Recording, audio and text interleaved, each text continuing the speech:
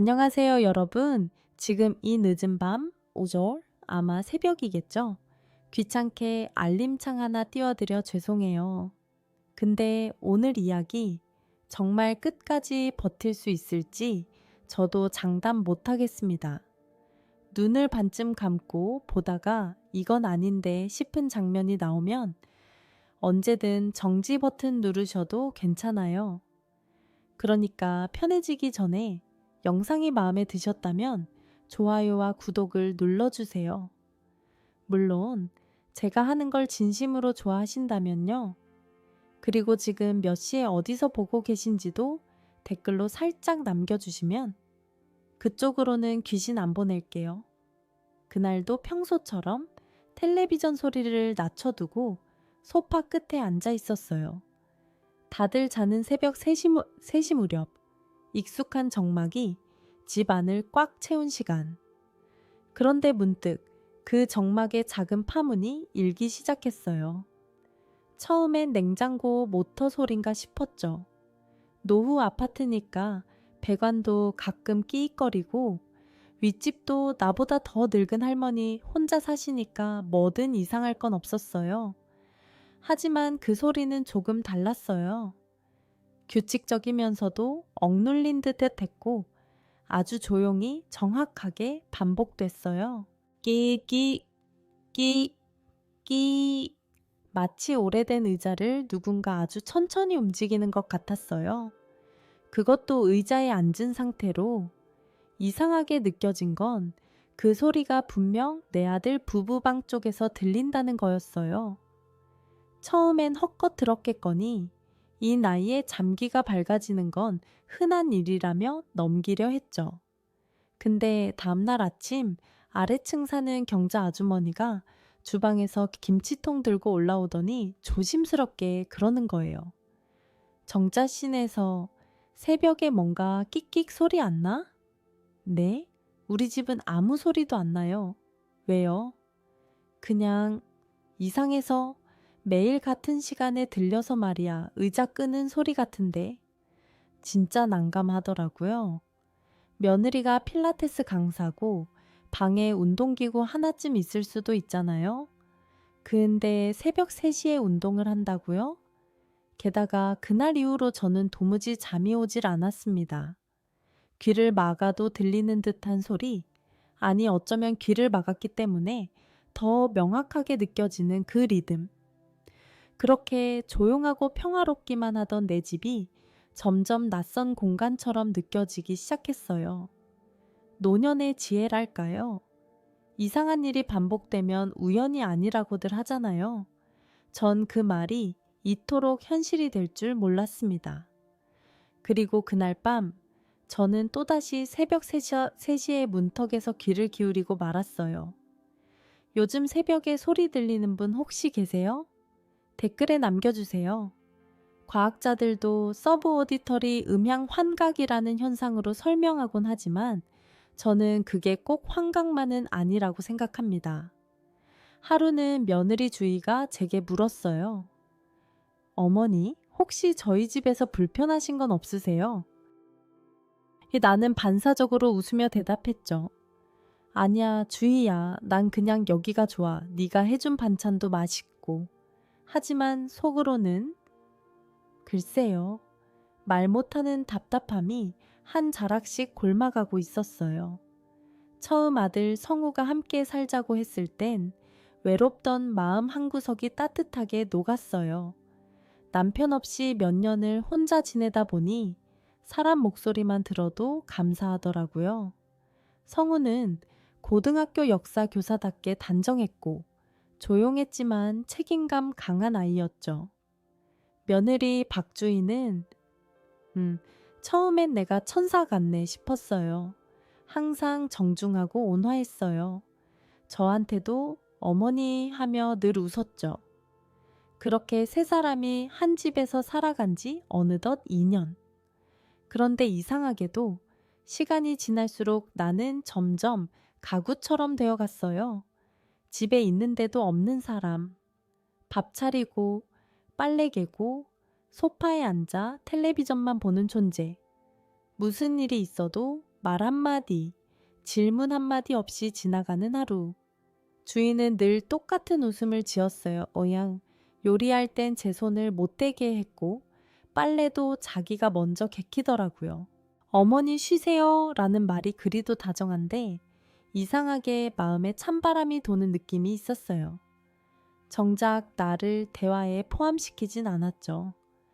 늘 성우랑 둘이 뭐라고 속삭이다가 조용히 흩어지고 난 거실에서 TV를 보며 누구야 하고 혼잣말할 뿐이었어요. 성우는 요즘 부쩍 피곤하다며 자주 누워만 있었어요. 학교에도 병가를 내고 낮에도 밤에도 방에 틀어박혀 지내더군요. 피곤해서 그래 하며 나도 이해하려 했죠. 나이 먹어보면 알거든요. 남자는 몸보다 정신이 먼저 무너져요. 그런데 그 피곤함이 어느 순간부터는 너무 과했어요. 눈빛이 흐렸고 대답도 기계적으로 짧았고 어딘가 꼭 약 먹은 사람 같기도 했어요. 하루는 성우 방 앞에서 주희가 문을 열고 나오는 걸 봤어요. 성우 자고 있어요, 어머니. 그 말이 왜 그렇게 이상하게 들렸는지 모르겠어요. 자는 사람을 지켜보다 나온 얼굴이라기엔 너무 침착했고 너무 준비된 표정이었어요. 그리고 그날 밤 또 그 소리가 들렸습니다. 끽, 끽, 끽. 마치 뭔가 억눌리는 듯한 숨을 참고 끝에 나오는 마찰음. 여러분도 아시죠? 고양이가 이불 안에서 기어갈 때 나는 그 이상한 소리, 딱 그 느낌이었어요.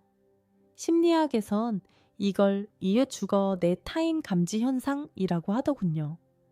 내 공간 안에 내가 아닌 무언가가 있다는 설명 불가능한 감각.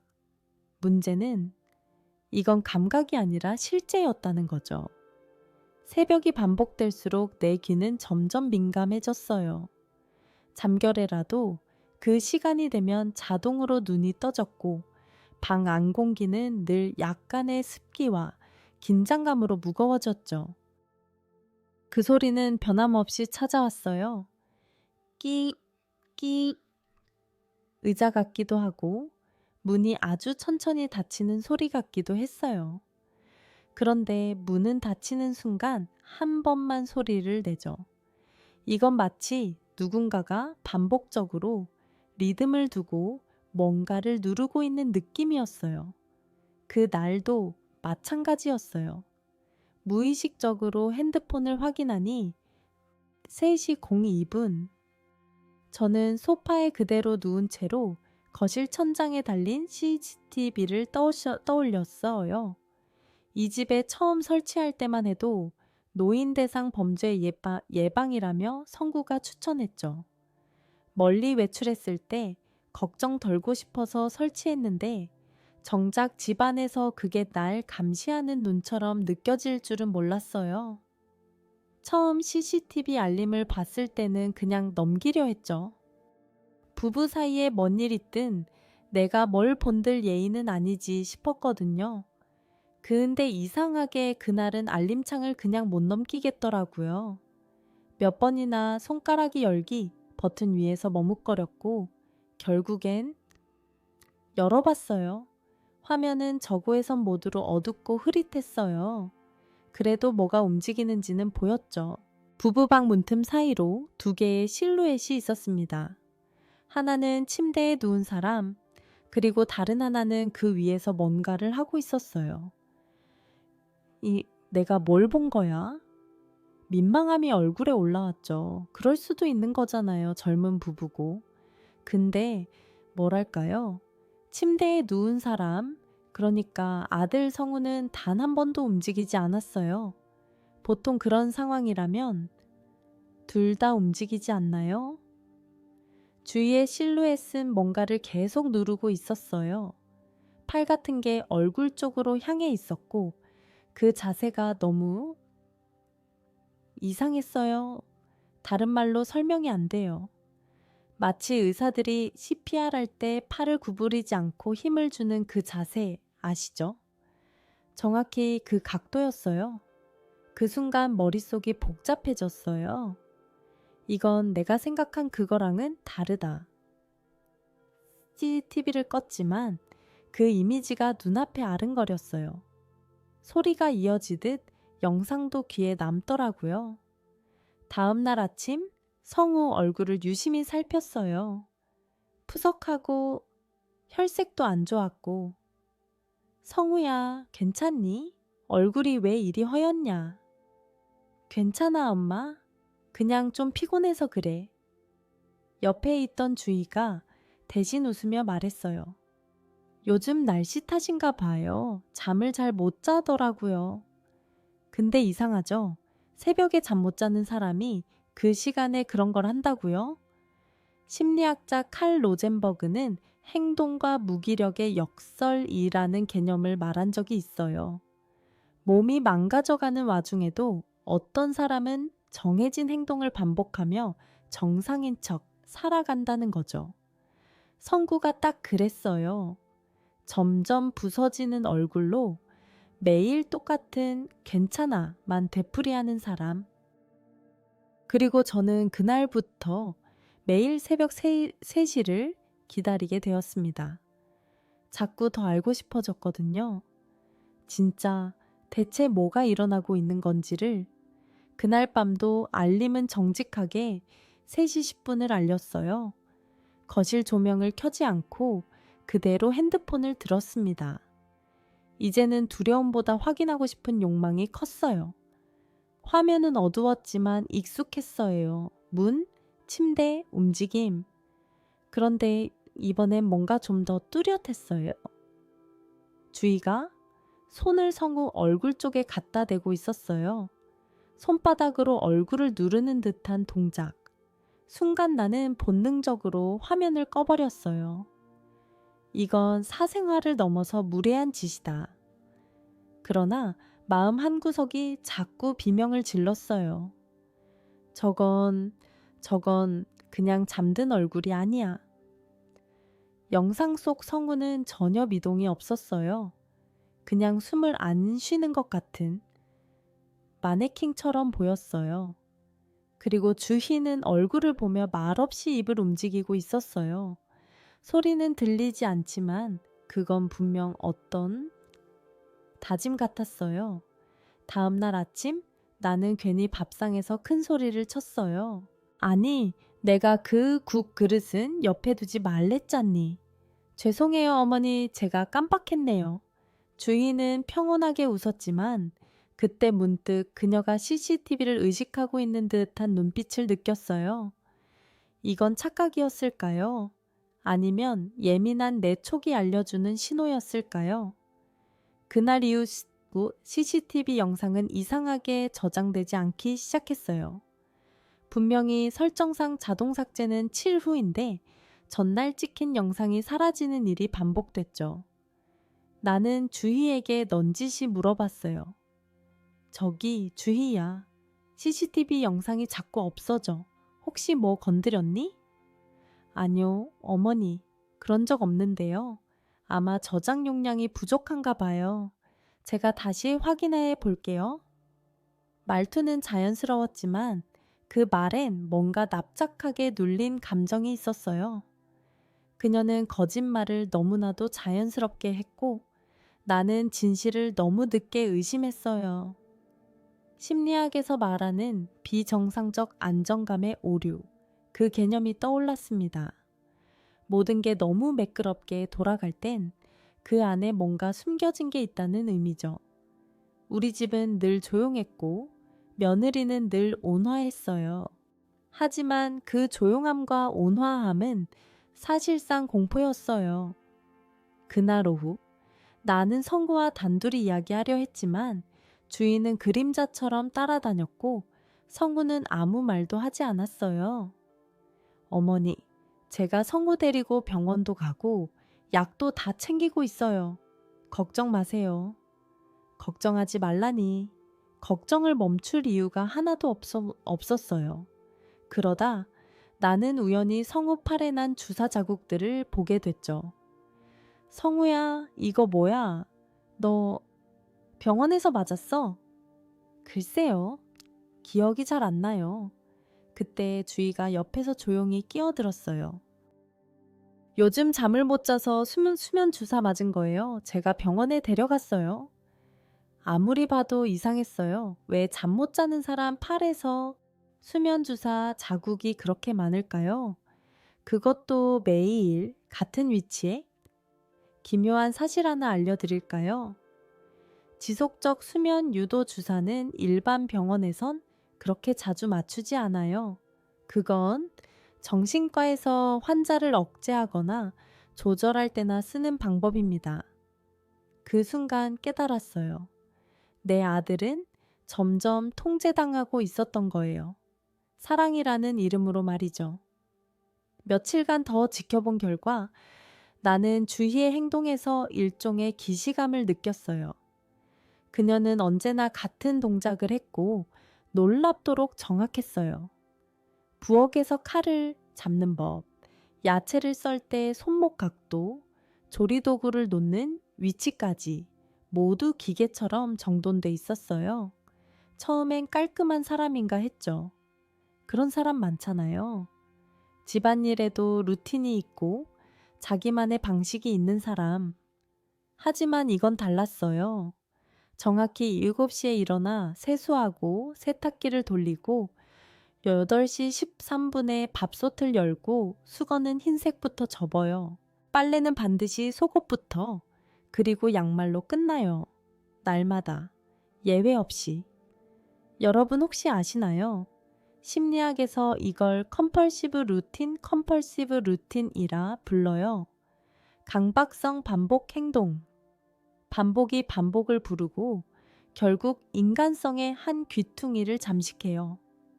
나는 그날따라 식탁에 앉아 조용히 그녀의 손을 바라봤어요. 주희가 김을 자르고 있었죠. 너무 얇고 정확하게. 마치 수술 집도를 준비하는 외과의처럼. 칼 쓰는 거 익숙하구나. 어릴 때부터 제가 다 했어요. 어머니는 손대지 마세요. 그 말 그냥 일상처럼 들렸을 수도 있지만 내 귀엔 명령 같았어요. 넌 이제 이 집에서 아무것도 하지 마. 넌 투명 인간이야. 그날 저녁 성구가 화장실에 가려고 일어났어요. 평범한 순간이었죠. 그런데 주희가 말했어요. 나도 갈게. 성구가 당황했어요. 괜찮아. 혼자 다녀올게. 아냐, 같이 가자. 그 짧은 대화에서 이상한 공기가 흘렀어요.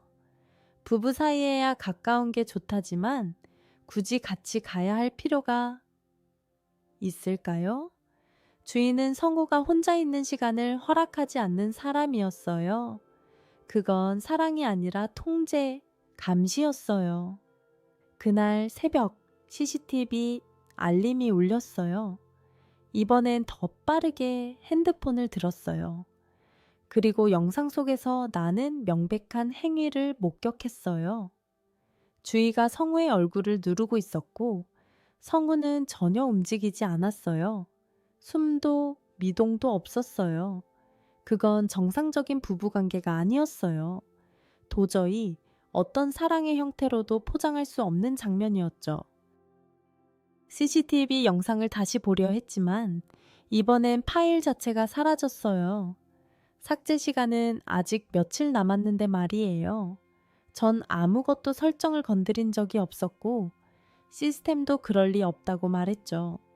한 가지 기묘한 이론을 들은 적 있어요. 디지털 인식 편향, 디지털 컨퍼메이션, BES이라는 개념이에요. 기술이 지워진 순간 사람들은 내가 잘못 봤나? 하고 자기 의심에 빠지죠. 하지만 여러분, 그게 아니라요. 기술이 당신을 속이는 겁니다. 그리고 나는 확신하게 되었어요. 이 집 어딘가에서 멀쩡한 척 살아가는 그 여자. 그녀가 아들에게 뭔가 끔찍한 일을 벌이고 있다는 걸요. 며느리 박주희는 내 아들 성우를 그림자처럼 따라다녔어요. 정말 말 그대로 성우가 움직이면 그녀도 움직였고 성우가 앉으면 그녀는 바로 옆에 앉았어요.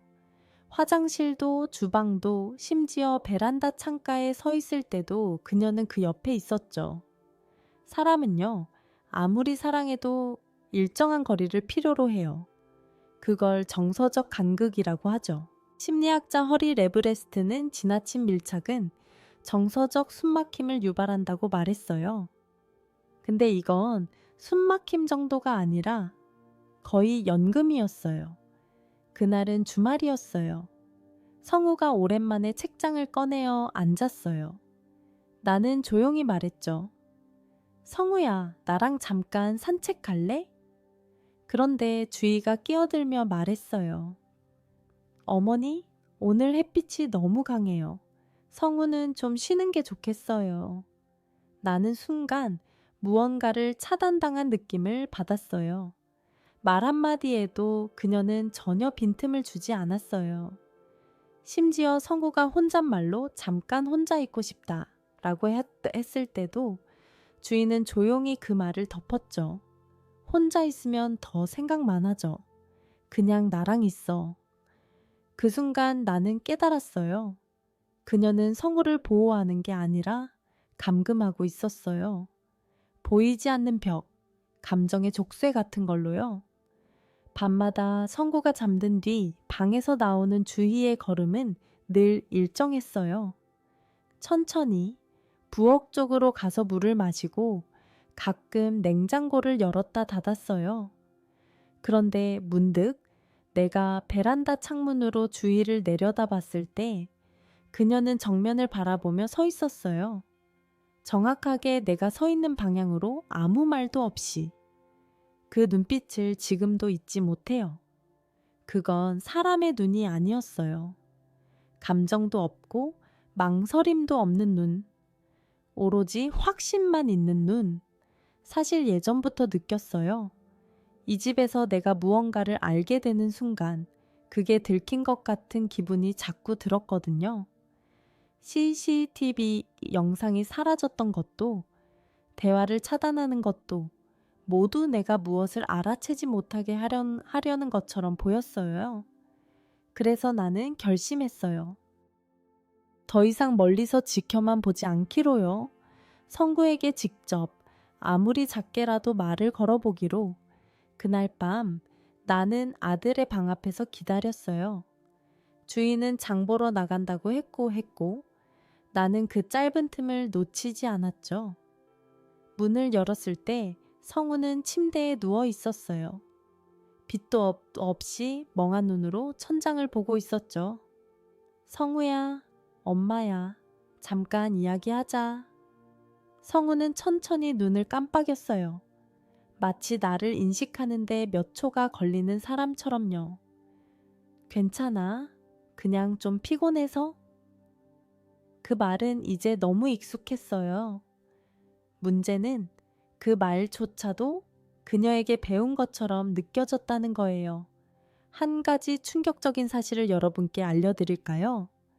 미국 국립정신의료센터 자료에 따르면 감정적 통제와 약물 혼용은 심리적 종속 증후군을 유발할 수 있어요. 성구는 지금 단순한 피로가 아니라 감정과 육체가 종속된 상태였던 겁니다. 그날 밤 나는 더 이상 지켜만 보지 않기로 했습니다. 조용히 새벽 3시를 기다렸고 영상이 울리자마자 핸드폰을 들었어요. 그녀가 아들의 입을 막고 있는 장면이 나왔고 선구는 몸을 조금씩 버둥거리고 있었어요. 그날은 정말 이상했어요. 영상이 한참 재생되다가 갑자기 끊겼어요. 화면이 먹통이 된 것도 아니고 그냥 툭 끊기더니 로딩 표시만 맴돌았어요. 그 순간 나는 알았죠. 누가 일부러 끊는 거라는 걸요. 바로 방으로 달려가려는데 그 짧은 볼라시 2초 사이 주위에 눈빛이 떠올랐어요. 예요. CCTV가 있다는 걸 알고 있었다는 확신에 찬 그 눈빛. 그녀는 이 모든 걸 예견하고 있었던 걸까요? 아니, 오히려 통제하고 있었던 걸까요? 그날 이후 나는 예전 성우의 연애사를 떠올리기 시작했어요. 결혼 전 그 아이에게 말했던 한 가지 고백. 엄마, 나 예전에 만났던 여자 임신시켜놓고 도망쳤어. 그 아이는 그 후 자살했다는 얘기를 들었어요. 선구는 그 일로 며칠을 울며 먹지도 못했고 죄책감에 시달렸죠. 그 아이 이름은 이상하게도 생각나지 않았어요. 주희와 성구가 만난 시점은 그 사건 직후였어요. 너무도 빠르게 연애를 시작했고 1년도 안 돼 결혼했죠. 그리고 그 후 2년간 내 아들은 점점 사라졌어요. 혹시 그 여자가 죽은 게 아니었다면? 혹시 주희가 그 아이였다면? 신분을 바꾸고 얼굴을 바꿔 성구에게 접근한 거라면? 그러면 모든 게 맞아떨어졌어요. 왜 그렇게 완벽하게 헌신적인 척 했는지, 왜 성우를 놓지 않으려 했는지, 그리고 왜 나를 적처럼 바라봤는지. 그날 밤 주희가 조용히 다가와 속삭였어요. 어머니는 몰라요. 누군가를 뺏긴다는 게 어떤 기분인지. 그 말이 얼마나 무서운지 아세요? 그건 감정이 아니라 신념처럼 들렸어요. 사랑은요, 완전히 소유해야 진짜 사랑이에요. 그녀는 내게 웃으며 말했지만 그 웃음은 온기 하나 없었어요. 어머니도 성구를 사랑하시잖아요. 근데 결국 저한테 뺏기셨잖아요.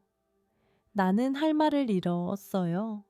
그녀는 나를 경쟁자로 여기고 있었던 거예요. 성우를 사이에 두고 자신과 나 중 누가 더 사랑하나를 두고 말이죠. 나는 성우의 엄마야. 그건 다른 종류의 사랑이야. 사랑은 종류가 없어요. 누가 더 간절한가만 있죠. 그녀의 말에 소름이 끼쳤어요. 그건 절박함이 아니라 관계였어요. 단단하게 굳어진 집착, 무서운 형태의 애정. 심리학에서 로미오 줄리엣 효과, 로모 앤 줄리엣 이펙트라는 개념이 있어요. 사랑을 방해받을수록 애정은 극단적으로 증폭된다는 이론. 그녀는 지금 성구를 잃을까봐가 아니라 다시 도망치지 못하게 하려는 거였어요. 그 순간 확신했어요.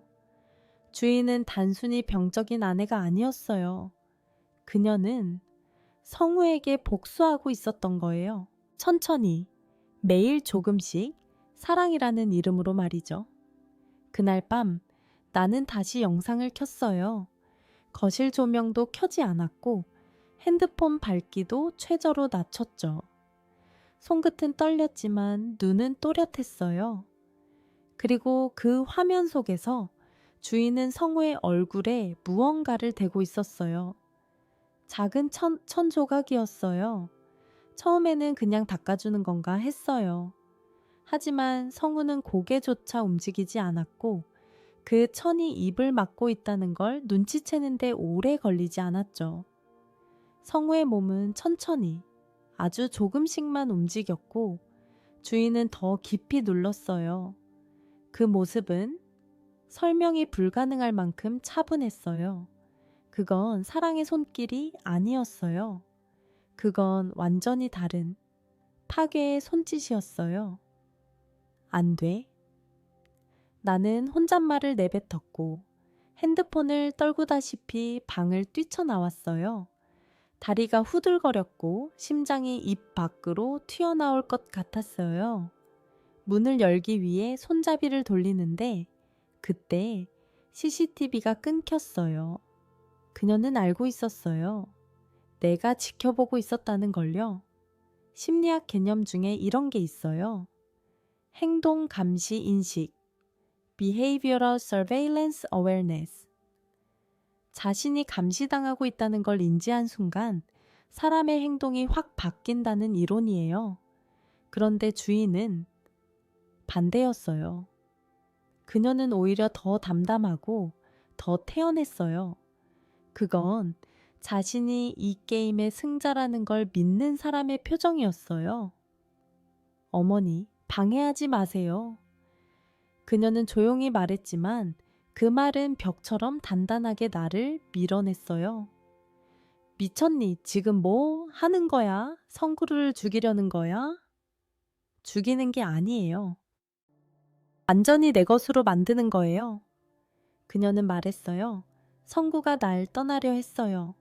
또 다른 여자를 생각했어요.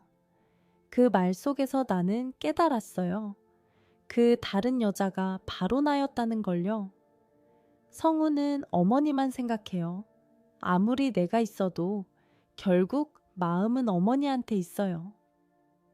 그녀는 그렇게 말하며 성우의 목을 더 강하게 눌렀어요. 나는 주의를 밀쳐내려 했지만 그녀는 강했어요. 온라인 필라테스 강사답게 상체 힘은 대단했죠. 성우는 그 와중에도 마지막까지 나를 봤어요. 절망에 찬 눈으로 무언가를 말하고 싶은 눈이었어요. 하지만 숨이 막혀 말을 할 수 없었죠. 제발, 제발 그만해. 나는 울부짖으며 손을 뻗었고 그때 밖에서 사이렌 소리가 들렸어요. 다행히 이웃 중 누군가가 신고했던 거예요. 경찰이 도착했고 문을 부수기 시작했어요. 그녀는 마지막까지 그 눈빛 그대로 성구를 내려다봤어요. 무섭게도 사랑스럽다는 표정이었어요. 그건 증오가 아니라 진짜로 사랑이었어요. 그리고 마지막 순간 그녀는 이렇게 속삭였어요. 이제 우리 영원히 함께할 수 있어요. 그건 저주였어요. 사랑이라는 이름의 가장 잔혹한 저주. 경찰들이 문을 부수고 들어왔을 때 방 안은 마치 시간이 멈춘 듯 정적에 휩싸여 있었어요. 이정자는 울부짖으며 경찰에게 달려가 소리쳤죠. 제발 우리 아들이 빨리 좀 봐주세요. 성우는 침대 위에 묶여 있었고 입겐 천조각의 흔적이 그대로 남아 있었어요. 그의 얼굴은 푸르스름하게 질려 있었고 숨을 쉬는지조차 의심스러웠죠. 구급대원들은 맥박을 확인하고 산소 마스크를 씌운 뒤 심폐소생술을 시작했어요. 이정자의 손은 떨렸고 입술은 말라붙어 있었죠. 아들아, 성우야, 제발. 그녀는 침대 옆에 주저앉아 아들의 손을 잡고 기도하듯 속삭였어요. 그 손은 아직 미세하게 남아 따뜻했지만 그 온기는 점점 멀어져 가는 느낌이었어요. 그리고 주희는 경찰에 의해 조용히 체포당했어요. 특이하게도 그녀는 전혀 저항하지 않았어요. 그녀는 성우를 바라보며 조용히 미소를 지었고 그 입술로 마지막 말을 남겼죠. 이제 아무도 우릴 갈라놓을 수 없어요. 그 말을 들은 이정자의 온몸에 소름이 돋았어요. 그건 미친 사람의 헛소리가 아니라 절대적인 확신이 담긴 고백이었죠. 병원에 도착한 후 선구는 중환자실로 실려갔어요. 의사들은 응급 조치를 취했지만 산소 공급이 너무 늦어 뇌 손상이 심각하다고 했어요. 뇌사 상태일 가능성이 높습니다. 이정자는 그 말을 듣고 바닥에 주저앉았어요. 온몸에 힘이 풀렸고 마음 한구석이 찢어지는 소리가 들리는 듯했죠. 내 아들, 내가 지켜주지 못했구나. 이 며칠 뒤 정신감정 결과가 나왔어요. 주인은 중증 정신질환 상태였고 정신병원에 강제 입원 조치되었죠. 그녀는 끝까지 자신이 한 일을 사랑이라고 주장했어요. 그리고 더 충격적인 건 그녀의 과거가 밝혀졌을 때였어요. 그녀는 정말로 성우가 예전에 임신시켰던 바로 그 여자였어요. 자살한 것처럼 꾸민 뒤 신분을 바꾸고 몇 달 후 성구에게 접근했던 거죠. 2년 동안 모든 걸 준비했고 실행했어요. 성우를 천천히 고립시키고 통제하며 결국 자신만의 공간 속에 가두려 했던 겁니다. 이정자는 그 사실을 듣고 나서 한동안 말을 잃었어요. 어떻게 그리 치밀하게 준비할 수 있었을까? 그리고 나는 왜 아무것도 눈치채지 못했을까? 그녀는 진짜 죽지 않았고 단지 죽은 척 했던 거예요. 죽음보다 더 무서운 복수를 위해서요. 심리학에서는 이걸 추 지연된 복수형 애착장애라고 부른대요. 사랑과 분노가 혼재된 상태에서 상대를 철저히 소유하려는 병적 집착이죠. 하지만 말이 좋아 애착이지. 그건 사랑이 아닌 지옥이었어요. 그리고 이정자는 그 지옥 속으로 아들과 함께 끌려 들어간 것이었어요. 알지도 못한 채로. 병원에서의 하루하루는 감옥 같았어요. 성우는 의식이 없는 채로 각종 장비에 연결되어 있었고 나는 매일 같은 시간에 병실로 들어갔어요. 그의 손을 잡고 조용히 말해주는 게 전부였죠. 성우야, 엄마야, 오늘은 바람이 좀 불더라. 너 바람 부는 날 싫어했지? 그는 아무 반응이 없었어요. 눈도 감겨 있었고 숨소리는 기계음 사이로 겨우 느껴졌어요. 주인은 정신병원에 있었지만 거기서도 편지를 써보냈어요. 병원 주소로 직접 오는 편지에는 항상 똑같은 말이 적혀 있었죠. 성우는 결국 나에게 돌아올 거예요. 우린 다시 만날 수 있어요. 어머니가 아무리 방해해도 성우는 내 사람이에요. 그 편지들은 날카로운 칼날 같았어요. 펜으로 썼다는 사실이 더 무섭게 느껴졌어요. 그 잉크가 감정으로 적신피처럼 보였거든요. 처음엔 찢어버렸고 나중엔 그대로 쓰레기통에 던졌죠. 하지만 그 편지들이 자꾸 꿈속에 나왔어요. 이상한 건 경찰이 조사한 바에 따르면 주인은 몇 개의 신분증을 가지고 있었대요. 병원 기록도 조작했고 임신 당시 병원에서 유산 처리를 했던 기록도 발견됐어요. 그녀는 죽은 척한 게 아니라 법적으로도 완벽히 사라진 사람이었죠. 그리고 다시 태어난 이름이 박주희. 그 이름 아래 완벽한 며느리, 이상적인 아내가 된 거예요. 이건 영화도 아니고 소설도 아니었어요. 우리 집 거실에서 벌어진 일, 우리 가족의 일, 그리고 내 아들의 인생을 집어삼킨 진짜 이야기였어요. 성우야, 넌 지금 꿈을 꾸고 있는 걸까? 나는 그렇게 속삭였어요. 아무런 반응이 없었지만 손끝이 살짝 떨리는 것 같았죠. 착각일 수도 있었지만 그 미세한 떨림은 나에게 하루를 견디게 했어요. 심리학에서 이런 말을 해요. 의식불명의 환자도 감각 자극에 반응할 수 있다. 소리, 온기, 익숙한 목소리, 그것들이 작은 기적을 만들 수 있다고요. 그래서 나는 매일 그의 이름을 불렀어요. 성우야, 엄마야, 아직 안 늦었어. 그러다 어느 날 핸드폰에 알림이 떴어요. CCTV 움직임 감지됨 부부방 순간 소름이 돋았어요. 집에는 아무도 없었어요. 전기세 아낀다고 냉장고 전원도 꺼뒀는데 누가 집 안을 움직인다는 거죠? 나는 떨리는 손으로 실시간 영상을 확인했어요. 화면은 어둡고 조용했어요.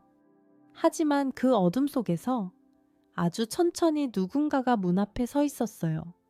움직이지도 않았고 고개만 살짝 기울이고 있었죠. 부부방 앞, 내 아들이 묶여 있었던 바로 그 자리. 그게 사람인지 그림자인지 환영인지 몰랐어요. 하지만 한 가지 확실했어요. 이건 아직 끝나지 않았다. 그날 밤 나는 병실에 더 오래 남아 있었어요. 성우 옆에 앉아 더 오랫동안 손을 잡고 있었죠. 그 손이 언제 다시 움켜쥐게 될지, 내 이름을 불러줄지 모르지만 그래도 기다릴 수 있었어요. 왜냐하면 아직 나는 엄마니까요. 다음날 아침 병원 로비에 앉아 커피를 마시려던 찰나였어요. 핸드폰이 또 진동했죠. CCTV 움직임 감지됨, 부부방. 이제는 놀랍지도 않았어요. 오히려 피로가 먼저 밀려왔죠. 또 시작이네. 하지만 이상하게도 이번에는 왠지 모르게 꼭 확인해야 할 것 같은 기분이 들었어요. 그냥 넘어가면 안 될 것 같은, 마치 어떤 존재가 기다리고 있다는 느낌이랄까. 나는 조심스럽게 핸드폰을 들어 실시간 화면을 재생했어요. 그리고 나는 그 장면을 보고 얼어붙었어요. 영상 속 부부방 침대 위에 누군가 앉아 있었어요. 정확히 말하면 그건 성우였어요. 그는 고개를 푹 숙이고 있었지만 분명히 의자에 앉은 자세였고 익숙한 파란색 잠옷을 입고 있었어요. 그건 병원에서 그에게 입혀준 옷이었어요. 말도 안 돼. 나는 숨을 삼키며 병실 안으로 뛰어들어갔어요. 하지만 그곳의 성우는 여전히 침대에 누워 있었고 심장 모니터는 똑같은 속도로 신호를 보내고 있었어요. 그럼 CCTV 화면 속 그 사람은 누구였던 걸까요? 나는 다시 핸드폰을 확인했어요. 영상은 여전히 재생 중이었지만 방 안의 인물은 이미 사라져 있었어요. 그 자리에 남아있는 건 다소 흐릿한 그림자 한 조각 뿐이었죠. 이건 환영이야. 내 피로가 만든 장난일 거야. 그렇게 말하고 싶었지만 영상은 명백했어요. 화질이 낮더라도 그게 성우였다는 건 분명했어요. 그날 밤 나는 병실에서 눈을 감지 못했어요. 성우의 손을 잡고 앉아 있으면서도 머릿속에선 온갖 상상이 맴돌았어요. 혹시 그의 의식은 이미 집으로 돌아간 게 아닐까? 몸은 병원에 있지만 정신은 다른 곳에 머물러 있는 게 아닐까? 실제로 의학적으로도 그런 보고가 있대요. 의식 유형 현상, 초마 드리프트라는 개념이요. 깊은 혼수 상태에 빠진 환자 중 일부는 뇌파와는 무관하게 감각적 인지 상태에서 장소를 바꾼다는 이야기. 실체가 증명되진 않았지만 간병인들 사이에선 꽤 유명한 이야기예요. 그날 새벽 3시 또 알림이 왔어요. 부부방, 움직임 감지됨. 이번엔 정말 망설였어요. 이걸 다시 봐야 할까? 아니면 그냥 꺼버려야 할까? 하지만 내 손은 또다시 화면을 향했어요. 그리고 나는 그 장면을 보게 되었어요. 침대에 앉아있던 성우가 고개를 천천히 들었고 카메라를 정확히 바라보고 있었어요. 그건 분명히 나를 보고 있었다는 느낌이었어요. 눈빛은 흐릿했고 표정도 없었지만 그는 도움을 요청하는 듯 손을 뻗었어요. 아주 천천히 핸드폰 너머의 나를 향해서. 그 순간 나는 소름이 온몸을 덮치는 걸 느꼈어요. 내 아들은 지금 어딘가에서 나를 부르고 있었어요. 그리고 그것은 병원 침대 위가 아니라 그 집, 그 방 아니었어요. 나는 핸드폰을 손에 쥔 채로 몇 분간 움직이지 못했어요. 심장은 요동치고 머리는 멍해졌어요. 그 영상 속 성우의 눈빛이 계속 떠올랐고 그 눈동자에는 명확하게 도와줘 라는 말이 담겨 있었어요. 하지만 동시에 나는 자문했죠. 이건 진짜일까? 내가 만들어낸 환상이 아닐까? 그 의심이 들자 나는 핸드폰을 들고 간호사를 불렀어요. 이 영상 좀 보세요. 누군가 저희 집 안에 있는 것 같아요. 근데 선구처럼 보여요. 간호사는 잠시 화면을 들여다보더니 고개를 갸웃했어요. 지금은 아무것도 안 보이는데요? 내가 다시 영상을 보니 화면은 이미 평소처럼 조용한 방으로 돌아와 있었어요. 정말 아무것도 없었어요. 아까까지 분명히 있었는데 내 목소리는 갈라졌고 손은 떨렸어요. 간호사는 조심스레 웃으며 말했죠. 어머니 너무 신경 쓰셔서 그런 것도 아닐까요? 환각처럼 보일 수도 있어요. 그 말은 친절했지만 나에겐 비수였어요. 누가 미쳤다고 믿어줄까요? CCTV에 나타난 혼수 상태의 아들이라는 얘기를. 나는 그날부터 핸드폰을 품에서 놓지 않았어요. 매 정각마다 알림을 확인했고 실시간 화면을 틈틈이 들여다봤어요. 하지만 성구는 다시 나타나지 않았어요. 집안도 조용했고 CCTV는 더 이상 아무것도 감지하지 않았죠. 며칠 후 나는 경찰서에서 다시 연락을 받았어요. 주희의 진술 내용 중 일부가 새롭게 분석되었다는 얘기였죠. 형사는 조용히 말했어요. 어머니, 주희 씨가 진술 중에 이상한 말을 반복했다고 합니다. 어떤 말이요? 성우는 결국 다시 돌아올 거예요. 나한테 와야 해요. 거기엔 내가 있으니까요. 거기? 나는 그 말에 등골이 서늘해졌어요. 거기는 대체 어디를 말하는 걸까요? 현실일까? 기억 속일까? 아니면 주희가 만든 어떤 공간일까요? 형사는 말을 이어갔어요.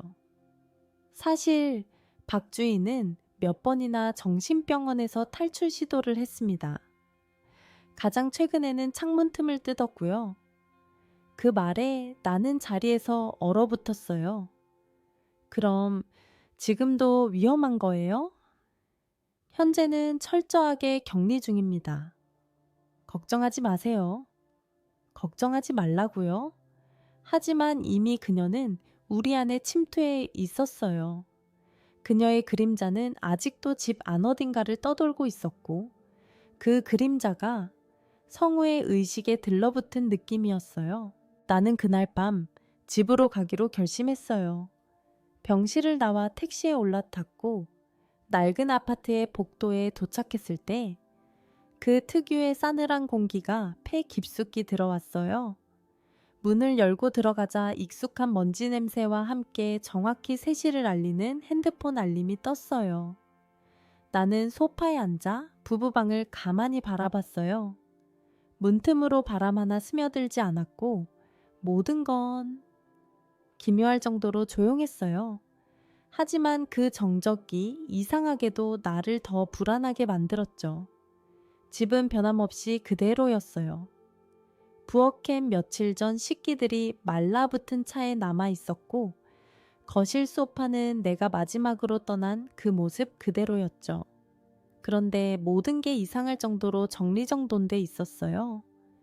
주희가 평소 하던 방식 그대로 수건의 각도, 의자의 위치, 심지어 리모컨 방향까지. 나는 조용히 거실 천장을 올려다봤어요. CCTV 카메라는 여전히 부부방 문을 향하고 있었고 녹화 상태 표시등이 희미하게 깜빡이고 있었어요. 핸드폰을 꺼내 앱을 실행하고 라이브 화면을 켰어요. 그리고 그 방 안에서 누군가가 움직이고 있었어요. 이번엔 선명했어요. 그림자가 아니라 사람의 형체였어요. 어깨를 숙이고 침대 가장자리에 앉아 있었죠. 고개는 아래로 떨어져 있었지만 내가 알던 그 뒷모습이었어요. 성구. 성우야? 나도 모르게 입 밖으로 새어나왔고 그 목소리가 허공에 울렸죠. 그리고 그 순간 영상 속 인물이 고개를 들었어요. 그 얼굴은 확실히 성우였어요. 하지만 뭔가 달랐어요. 눈빛은 텅 비었고 입술은 굳어 있었고 그 미동어 없는 얼굴은 마치 주희가 조종하고 있는 인형 같았죠. 그는 아주 천천히 카메라를 바라보다가 손을 들어 무언가를 가리켰어요. 바로 내가 앉아있는 것일 방향이었어요. 순간 등골이 얼어붙었어요. 나는 천천히 뒤를 돌아봤고 아무것도 없었어요. 정말로 아무것도. 하지만 그 정적 속에서 부부방 문이 스르르르 열리는 소리가 들렸어요. 나는 핸드폰을 떨어뜨릴 뻔했어요. 문은 완전히 열린 건 아니고 마치 누가 안에서 조심스럽게 열어본 듯 틈 하나만 졌죠. 성우야, 거기 있어? 나는 소리내어 물었어요. 하지만 대답은 없었고 CCTV 화면도 정지된 것처럼 멈춰 있었어요. 그때였어요. 핸드폰에서 알림이 떴죠. 녹화 실패, 카메라 연결 끊김. 왜 끊긴 걸까요? 누가 끊는 걸까요? 나는 숨을 가쁘게 몰아쉬며 일어섰어요. 부부방 문 앞으로 천천히 다가갔고 손을 뻗어 그 틈을 조금 더 열어봤어요. 안은 깜깜했어요. 정말 아무것도 보이지 않았어요. 하지만 귀에는 희미하게 누군가의 숨소리가 들렸어요. 그건 성우의 것이었을까요? 아니면 주희? 심리학에서 말하길 사람은 불확실한 공포가 가장 오래 남는다고 해요. 실체 없는 위협은 상상으로 증폭되고 그 끝은 현실보다 더 강렬해지죠. 나는 그 방에 들어가지 못했어요. 발이 움직이지 않았고 손끝은 찬땀으로 젖어 있었어요. 그러다 문이 저절로 닫혔어요. 스르르 하고 그 순간 나는 뭔가가 나를 방 밖으로 밀어낸 것 같은 느낌을 받았어요. 문이 닫히는 소리는 조용했지만 그 조용함이 오히려 귓속을 때렸어요. 몸 전체가 얼어붙은 듯 손끝까지 감각이 사라졌고 입술은 말라붙어 어떤 말도 나오지 않았죠. 나는 몇 초 동안, 아니 몇 분이었을지도 몰라요. 문 앞에서 멍하니 서 있다가 겨우 정신을 붙잡고 거실로 돌아왔어요. 핸드폰은 여전히 손에 들려 있었지만 화면은 꺼져 있었고 CCTV 앱은 기기 연결 실패라는 알림만 띄우고 있었죠.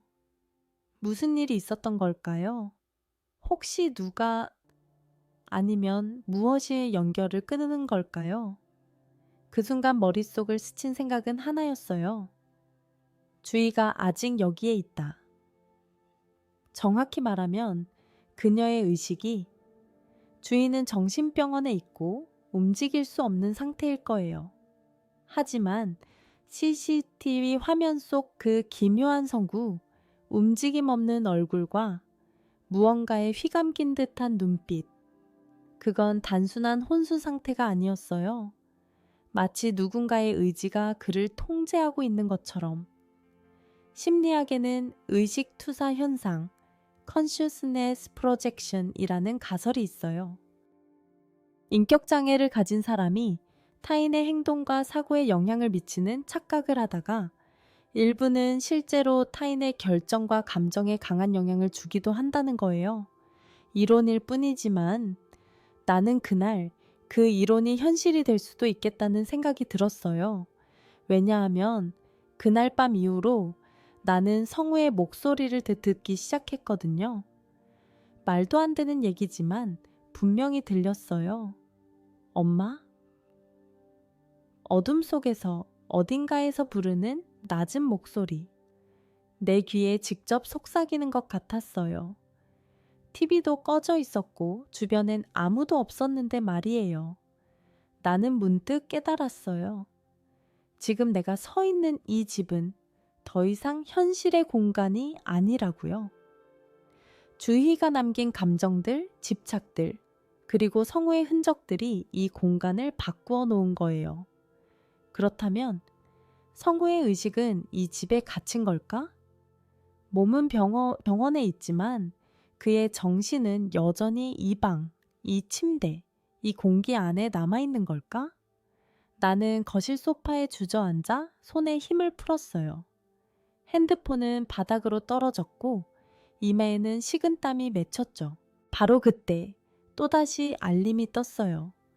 움직임 감지됨, 부부방. 나는 심장이 멎는 줄 알았어요. 이번엔 보기 싫었어요. 보고 싶지 않았어요.